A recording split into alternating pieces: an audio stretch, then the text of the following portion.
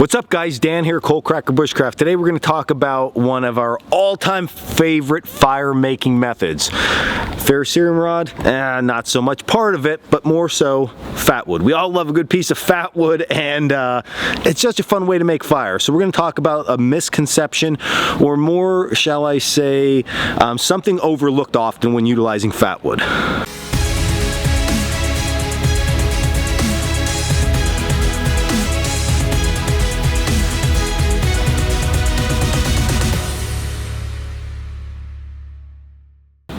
So I think I should first start off by explaining what fatwood is, just a real quick overview. So we have pine trees, they're full of sap. You're gonna know it this time of the year because you got Christmas trees, and then you're full of sap for days. So that sap, when a pine tree dies, okay, and the sap is sitting there, gravity takes over and it gets forced back down towards the ground. As the sap from the limbs come back to the trunk, the grain structure changes, all right, the grain of the wood, and it gets blocked up there. Think of a block in a drain. And that sap backs up, and then as it sits there for a long extended amount of time, it impregnates the wood, and you have something that is a piece of wood with all this sap. The sap is flammable, the wood is flammable, it becomes a perfect fire starter for the outdoorsman or outdoor gal.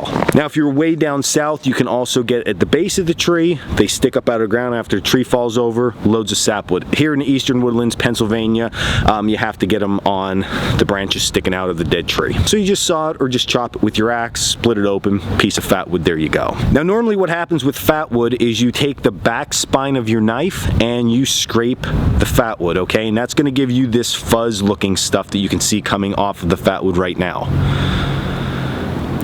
And what I think has been lost by a lot of people though is they just focus, they need a lot of that. They need a lot of that. And it is true, because that alone will light very easily with a ferrocerium rod. You throw a spark right on there, boom, you will flame. But just like any fire, once we have our initial flame source, we want to gradually increase the size of the wood. So when you're processing your fatwood, not only do you want to make your scrapings, but you also want to cut some shavings. That would be the next level of wood that is going to help burn and grow that fire into something larger. So typical process of this is to find an edge, use the back side of your knife, and then simply with some pressure, push down. You notice how that fatwood looks fuzzy. That is what we're looking for. These fuzzy scrapings light with a ferro rod unbelievably.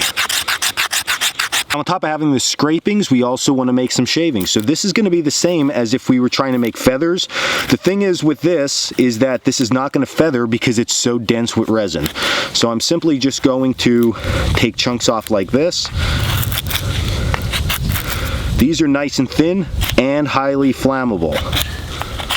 Now when it comes to igniting this, these here, you might get lucky and ignite with a ferrocerium rod. The scrapings, on the other hand, will ignite easily with the right spark. So this is what we want initially to light, and you're going to be able to tell just by looking at these. Light and airy, the same as small material. Next step up, larger material. I'm going to light this first and push this in, and you're going to see how nice this actually works out.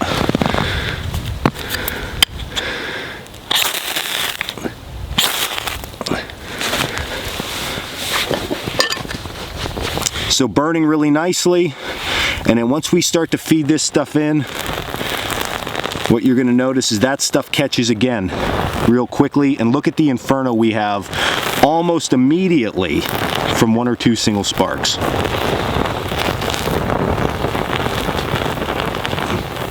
So there you go, that is your hot tip. Don't just scrape your fatwood, shave it too. But honestly, this is something that is overlooked, I think, just over the years of people teaching how to utilize fatwood. It's like, scrape it, you need more, okay, use that. Shavings are part of that whole key. That is what makes it so amazing as a fire starter, so utilize both. So I hope you enjoyed this video. Little hot tip today from Dan, another tool for the toolbox. As always, check us out at coalcrackerbushcraft.com. And until the next video, click the subscribe button, check us out at coalcrackerbushcraft.com for the second time, and yeah, stay in the woods.